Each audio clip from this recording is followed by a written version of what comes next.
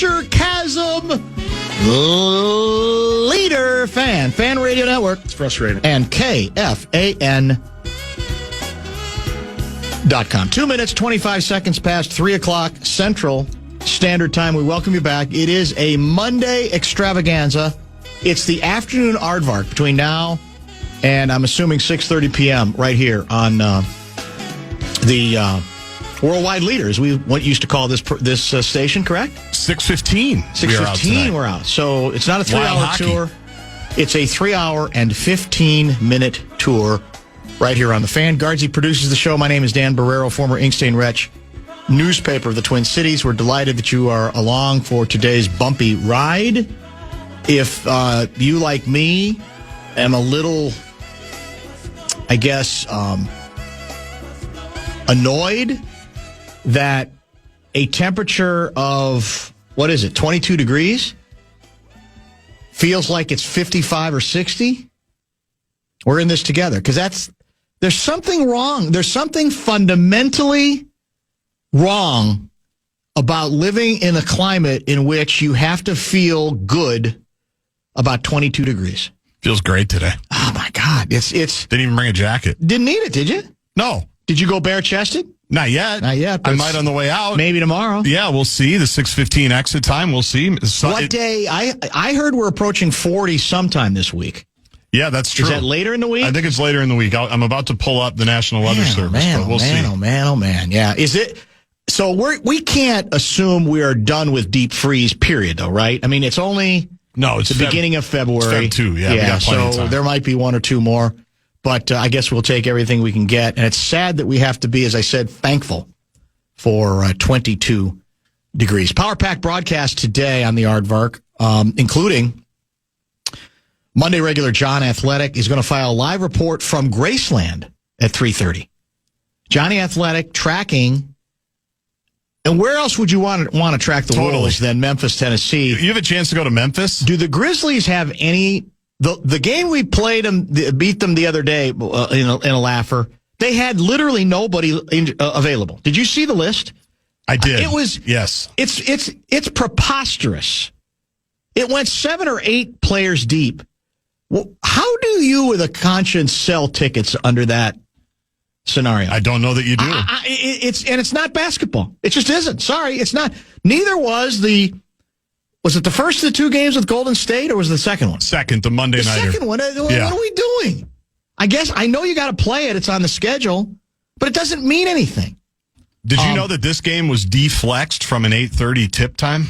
I knew. Well, so is it not on national TV? It's on Peacock tonight. Oh, so it is on Peacock. So it was kind of flexed into Peacock, although you could argue that's flexed out. Well, then how is it deflexed if it's flexed in? Originally, it was supposed to be an 8:30 tip, which I think means it was the second game of something. Because I just had to tell Chad Abbott, he asked me to do a joint in progress liner. Yes.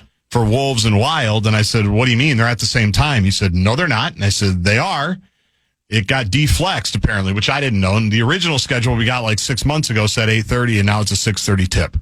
Yeah, I think it's only on, my assumption is it's only on Peacock because they got nothing else to put on, or their equipment's already there.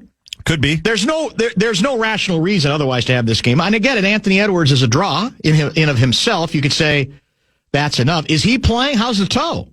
I don't even know. He is a game time decision, is what they are saying. That's great. That's just great. There you go. So is Julius Randle with his thumb. What? One for the thumb? What's his thumb injury? I don't even know. I don't remember that. He popped up couple times. Ended up playing one of the last couple of games, right. And so I think he's still technically kind of on there. Fair enough. So Johnny's 3:30 from Memphis and Graceland, and he'll, of course, help us anticipate the NBA trade deadline, which is this Thursday, at 2 o'clock. And we all eagerly wonder where the Wolves fit in on the Giannis sweepstakes. I will continue to predict. Well, predict is not the right term. I will be stunned and gobsmacked if the Wolves do not make at least one decent-sized deal. Not predicting it's Giannis, but one at least, because that would be more than decent-sized, obviously. Yeah, that's the biggest deal. I would say I will be gobsmacked if they don't make a decent-sized deal. And you know who's available right now? Well, let me ask you. Let me back up. Well, I know because I follow you on Twitter. Okay, but let's think about this. And maybe I need to rethink it even as I mock it.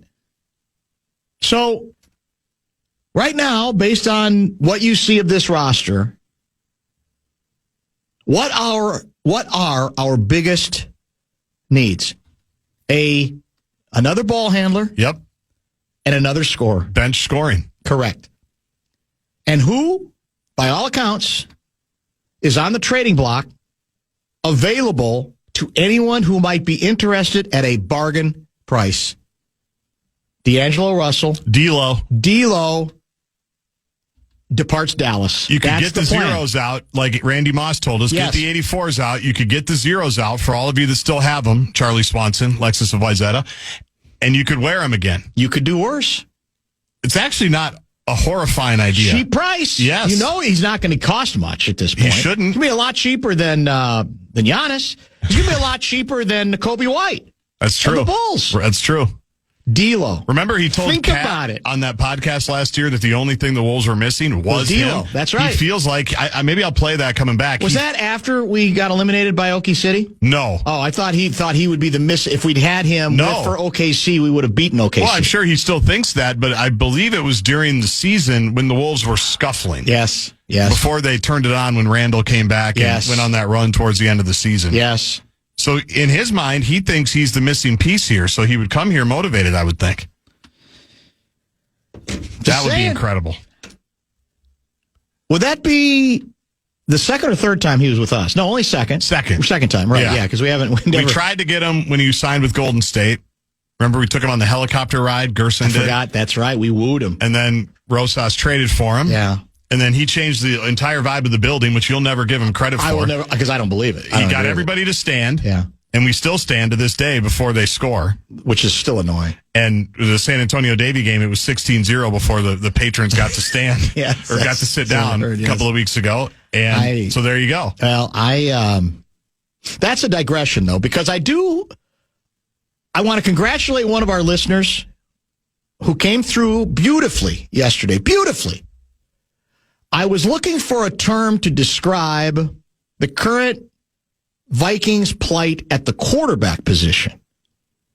So we're playing off of, the obvious ones came up. Controversy, conundrum. There were a few others that were kind of alliterative that I kind of liked.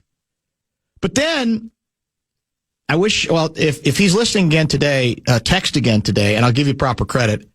One of our texters said, how about, because I also was talking a lot about the collaborative nature of the relationship between KOC and Kwesi no longer exists, because every account I have, and I'll be curious to get Alec Lewis's view of this, he's going to join at 4:30, indicates that behind the scenes, the concerted effort to blame everything, not just the draft, but everything on Kwesi is endless and concentrated, tenacious, and aggressive.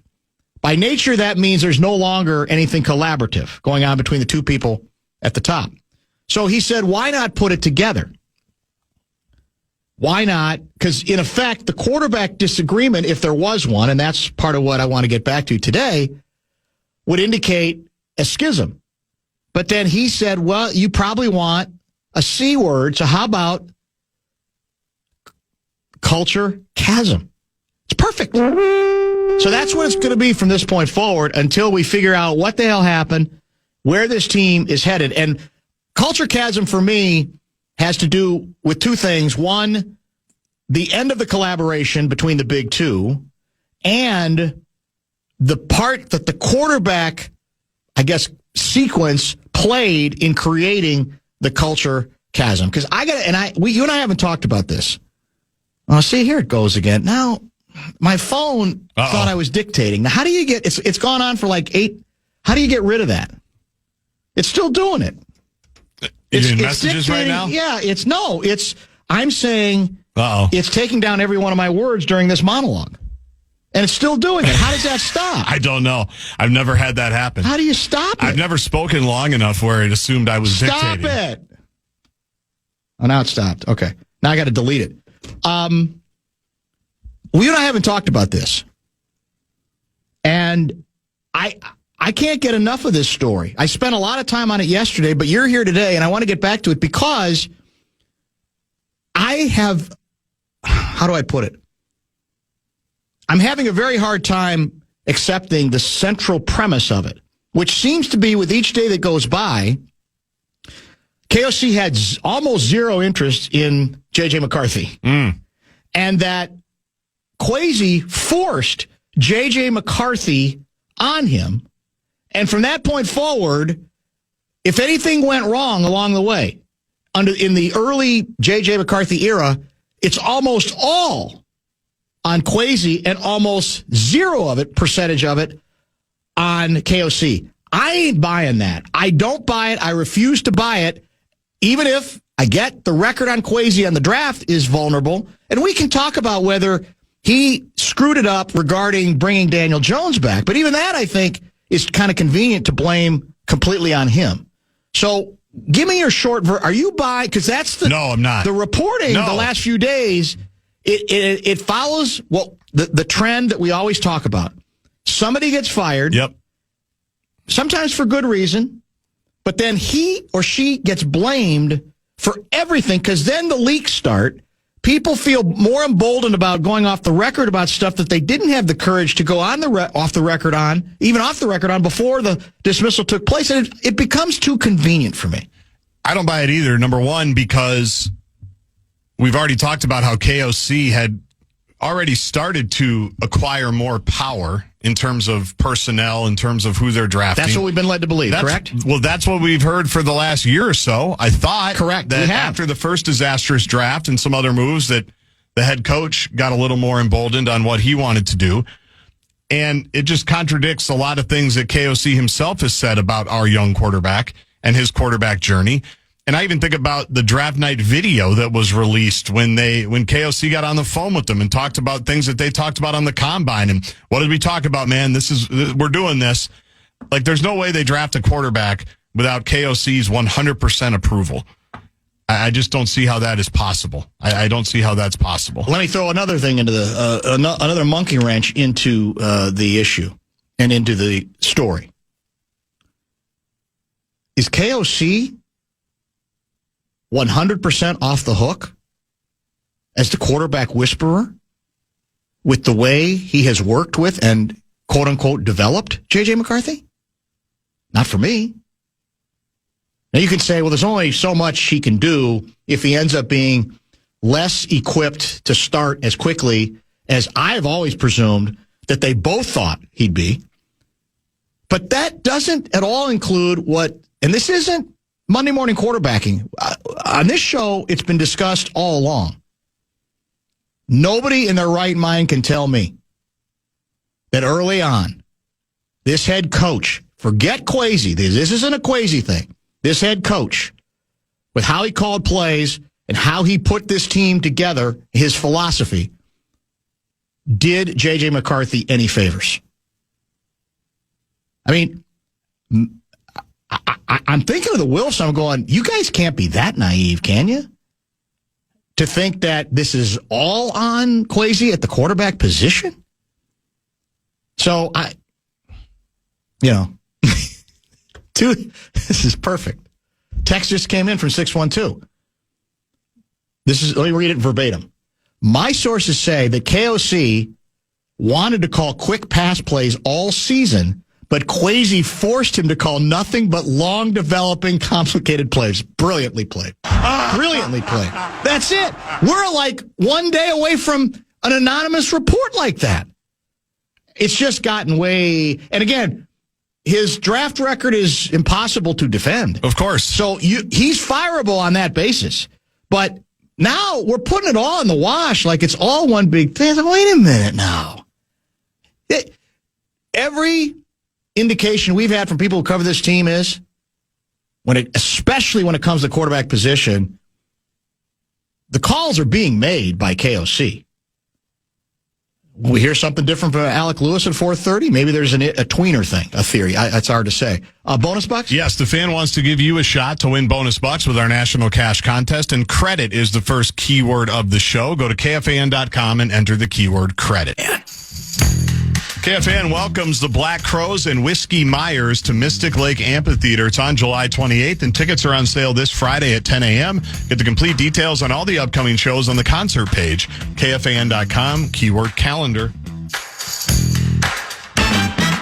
We've quoted a couple times a guy by the name of Greg Lukianoff, the CEO of Fire.org. In fact, I never passed along to you. I got a text one of the days, email, one of the days we talked about something he had written from another one of their big shots there. I don't know how they heard it. Maybe they hear everything. They're, free speech people. I'm sure they do. And I remind me, I got to try to find that and pass it along, and maybe we can get them on at some point. Did you watch any of the Grammys last night? Not 1 second. You did not? No. Okay. I asked because the Washington Post has a story indicating, this is the way they wrote their tweet. Politics are often treated like radioactive material on Grammy night, writes Post-pop music critic Chris Richards. But on Sunday, something changed. The world outside had finally become too loud to ignore.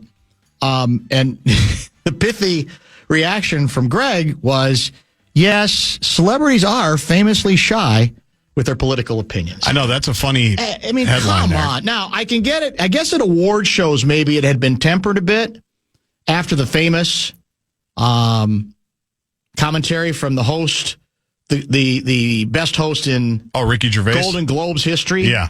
Ricky Gervais. We've played that several times.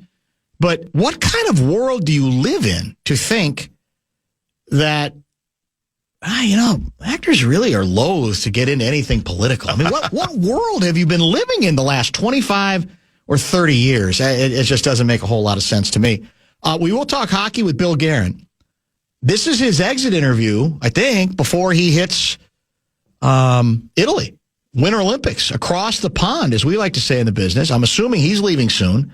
Well, the Wild have, I think it's they have tonight, and I think their final game is Wednesday night. That's correct. Before then, they hit do you see who our first game back is against? 3 weeks later? I hadn't looked. Showdown against the Lanch. Really? At Colorado. We've got 2 games left this regular season against the Lanch, and they're both there. Funny. And about 2 or 3 weeks apart. Yeah, Feb 26, you're right. And then, of course, we got to go to Utah right after. Naturally, yeah. Unbelievable. Yeah, they always are trying to mess so many Olympians, they're probably going to be hurt and tired. Both. Yeah. Yeah, they're going to be both. Not right. Guerin at 5, and I mentioned Alec Lewis is scheduled to join at 4:30, because everybody who covers the team has had their sort of post-mortem analyses. I quoted heavily from Seifert's that I think dropped Saturday night. He'll be in studio tomorrow at 3:30. He'll be exactly right. So that's going to be a big part of what we do today. So pretty much everything will be covered. I do have a couple of A-section items, which we eventually will try to include in the conversation. Now, there are some, I think, who will say the quarterback screw-up by Kwesi is more precise and limited than the general. Because somebody wrote, there have been some folks nationally who've written flat out, making it almost now sound like that, very close to saying that Kwesi forced J.J. McCarthy on the QB and on the quarterback whisperer. And I'm sorry, if that's true, then we have been sold a series of lies the last 18 months about power and control and quarterback and all that. That's why it doesn't really add up. It just doesn't add up. It's too convenient now to say all of that. Now, one of the theories is it's not that broad. It's precisely that KOC blames Kwesi for not getting Daniel Jones re-signed.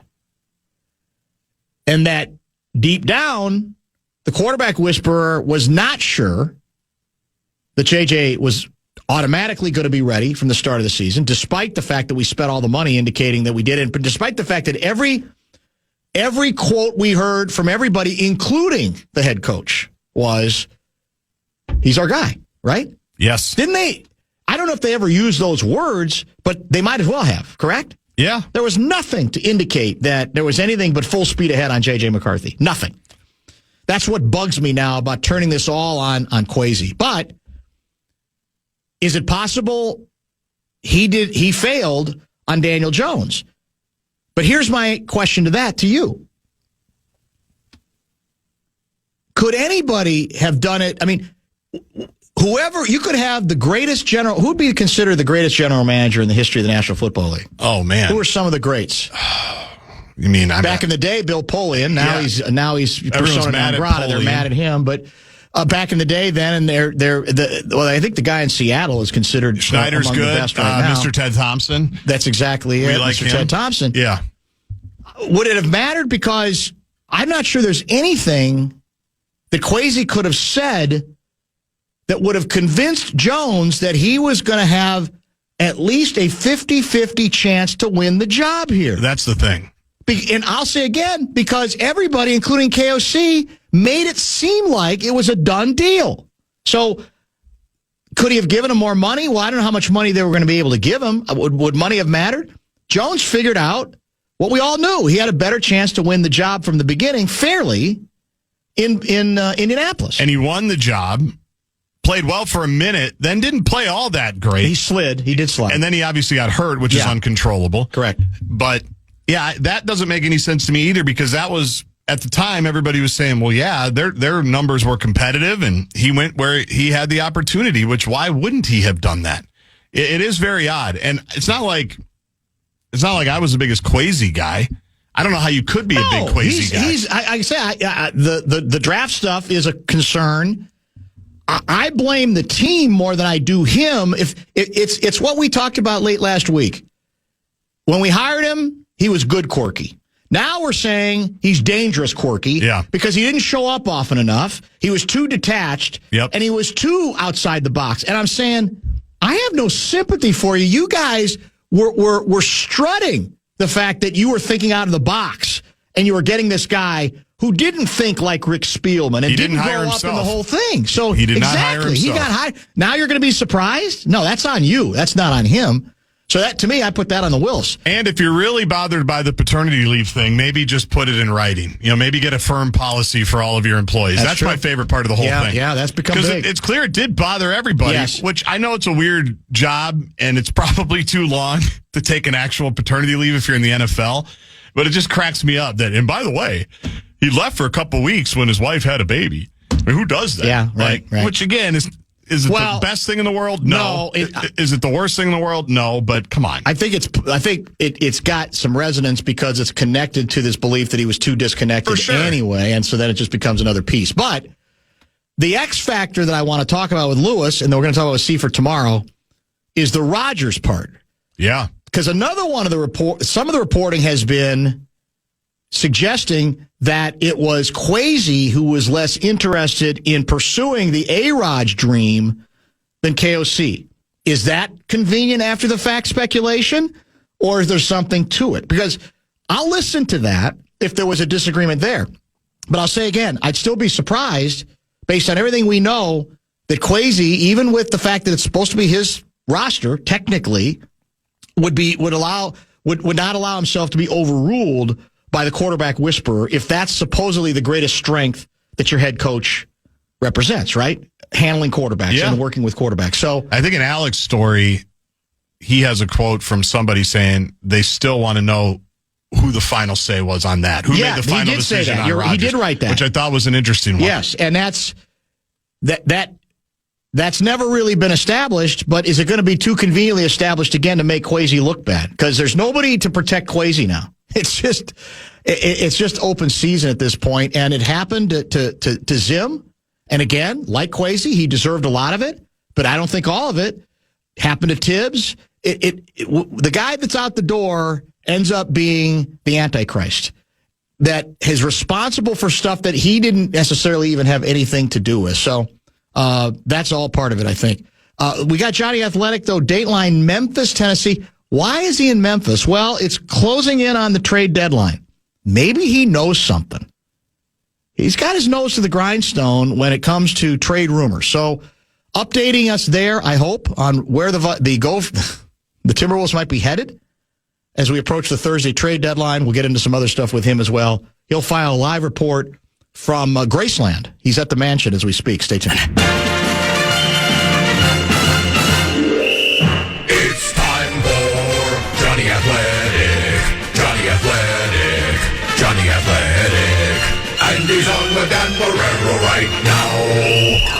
Ooh, boy, this is a big package. Is the big package on his way? That is a nice package. Jonny Athletic. Are we just hours, if not days, away from the biggest trade Tim Connelly has made yet? And that's saying something, right, Dan? Yes. I mean, the bar to clear on a Tim Connelly trade is up there, and this certainly would be, would usurp all of them so far.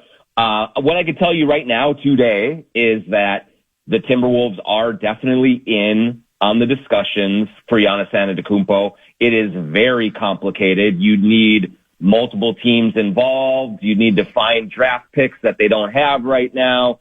I think there's a lot of people that still wonder if Milwaukee is actually really serious about trading Giannis Antetokounmpo, but the Wolves, like several other teams out there, are at least in the hunt and trying to see if there is a deal to be done. Interesting. So let me ask you, I had a conversation with an individual who remained nameless because he raised, I guess, a point I hadn't thought of before, that eventually there's hope and perhaps even the assumption that if the Bucks are serious about dealing him before the deadline, and of course that is an open question, they could wait to the offseason, that sooner or later they will become at least slightly more reasonable in their demands. And the theory went as follows.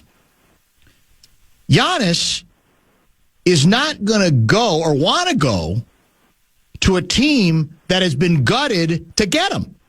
And that if you're going to care about satisfying the player, and that's the way it tends to work in the NBA, that's what ultimately has to bring the Bucks back to at least some level of realism, even if they have a right to expect a lot given Giannis's pedigree. Does that make sense? It does make sense, Dan, and that is honestly one of the roadblocks for the Timberwolves here is like just given his salary, given that they don't have a bunch of picks to throw in.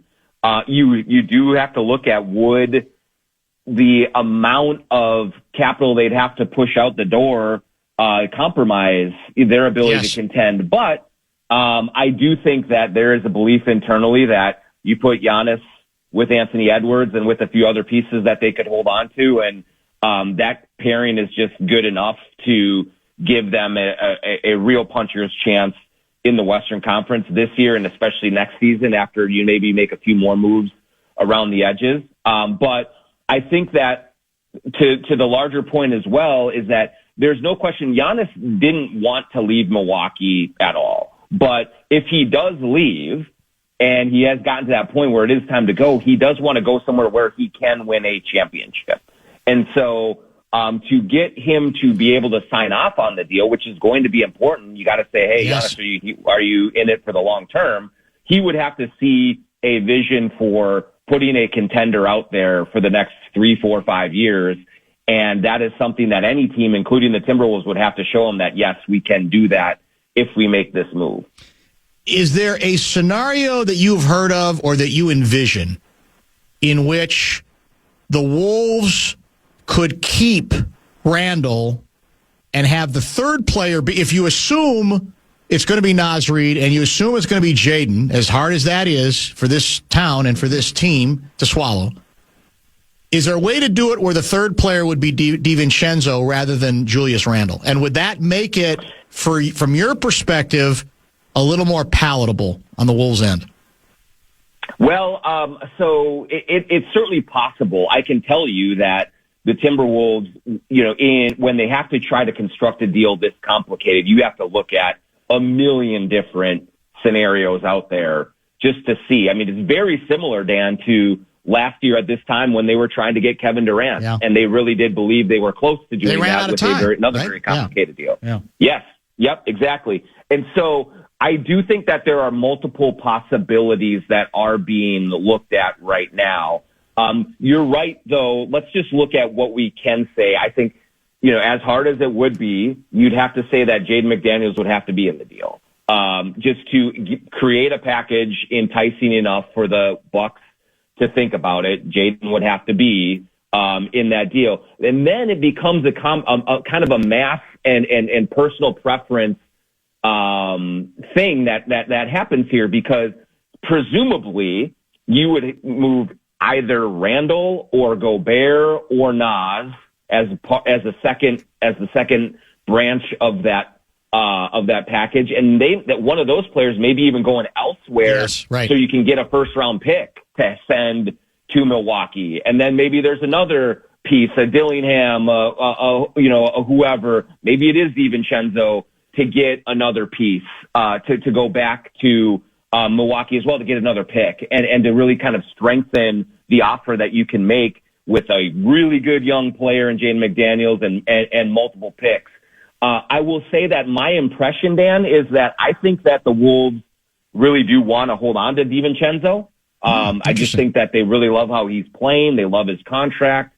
And so both in Antetokounmpo talks and in other talks for other players, I think they don't want to move DiVincenzo. And I think that they would also really prefer one or the other of Randall or Nas, not both of them. If it had to be Randall, Nas, and Jaden, that's a big offer to make, and I don't know that they are to that point where they would do that. I can't say one way or the other on it, but that would be a lot to give up for a generational player and a lot to get back. Is there any scenario in which, because that is rich, one of the scenarios that had been, I think, suggested early, I think this involved Portland in a 3-team deal, was that at the end of the day, the Wolves would not only end up with just Greek Freak, they would also get Drew Holiday. So is there any way they can get another piece that at least, like a workable rotation piece, that can at least take away some of the pain giving up so much on the front end? Yeah, I mean, I think that's absolutely a possibility, because whether it's Drew Holiday, who has been injured, is getting a little older, and still has a bunch of money you have to pay him.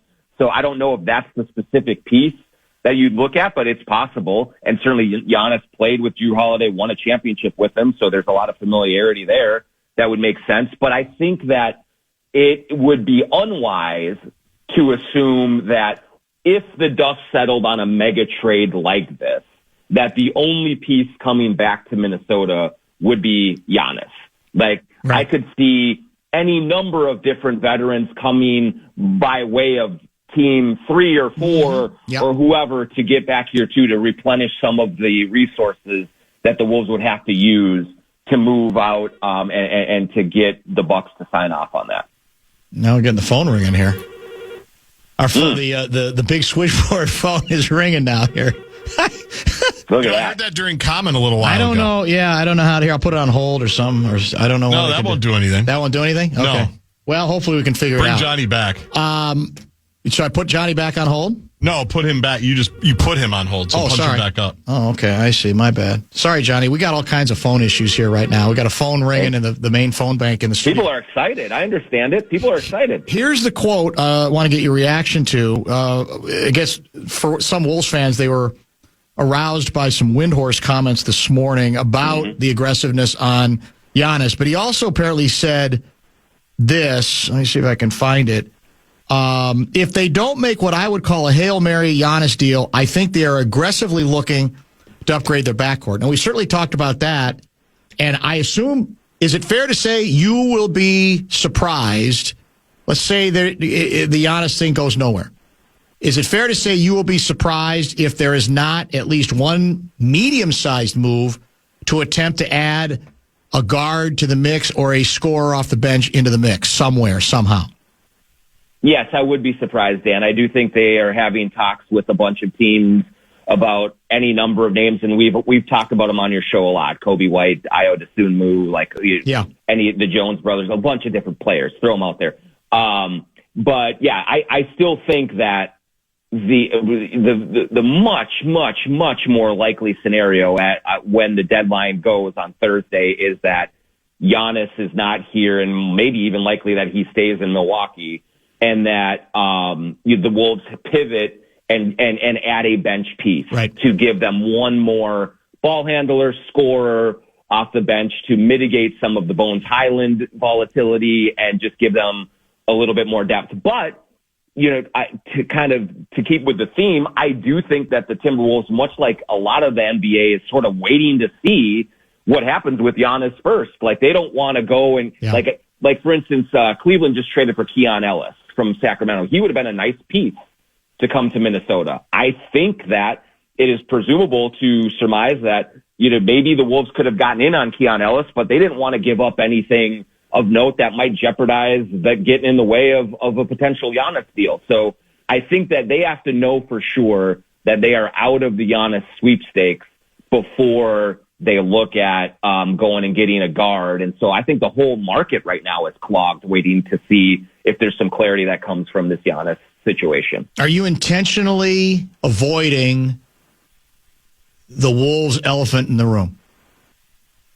Maybe, probably. What is it? Well, to mix metaphors, let's just go ahead and lance the boil right now on the air.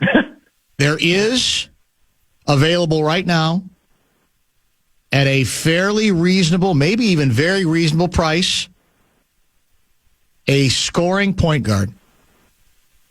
Mm-hmm. And you're not mentioning him. And that tells me I don't know what that tells me, but I refuse to accept, to allow you to avoid that elephant in the room. D'Lo is available by all accounts. Dallas has dropped him from the rotation. Mm-hmm. Don't tell me he can't score. Don't tell me he can't handle the ball. We've seen it. We've seen it happen. Don't tell me he couldn't be a terrific. All right, if you want to keep Nas as your sixth man, seventh man off the bench, there's your there's your switch. Minor price. And you got your guy. Everything changes. You might have to invent a new award, a seventh man of the year. Correct. For D'Lo, if you got him. I think that's possible. Yeah, why not? No. I mean, he is right there. They would give him away at this point, just because they're not appreciating it. And so if Kevin Garnett can come home, Dan, why can't D'Lo come home? How emotional would that be? That would be it would be amazing. Emotional, that's for sure. All right. So, by the way, is there any other? We do not think the Wolves have any interest in Ja, correct?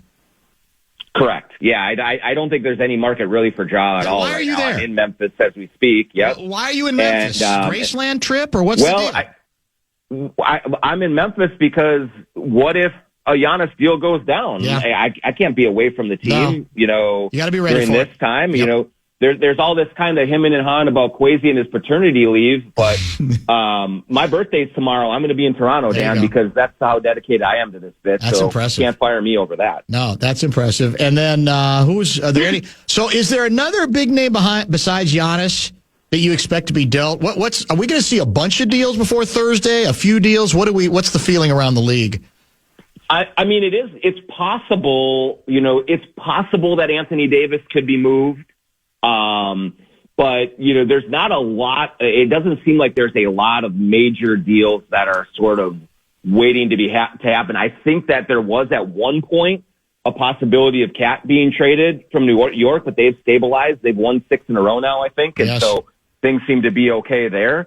And so it feels like right now that we maybe have a big Giannis deal. You might have an Anthony Davis deal, but I don't know that there's going to be just a ton of movement that way. I think there will be minor deals here and there, and it is a deadline-driven league, so I don't think it's going to be this quiet forever, but it doesn't feel like at this moment that there's just going to be a huge amount of deals that make your brain explode. But, that's I've been wrong before on this. Things do materialize at the last minute out of nowhere in this league, and so I'm not ruling anything out at this point. Johnny's appearance is, as always, brought to you by RBC Wealth Management. A texter introduces us to another juicy, very, very juicy subject.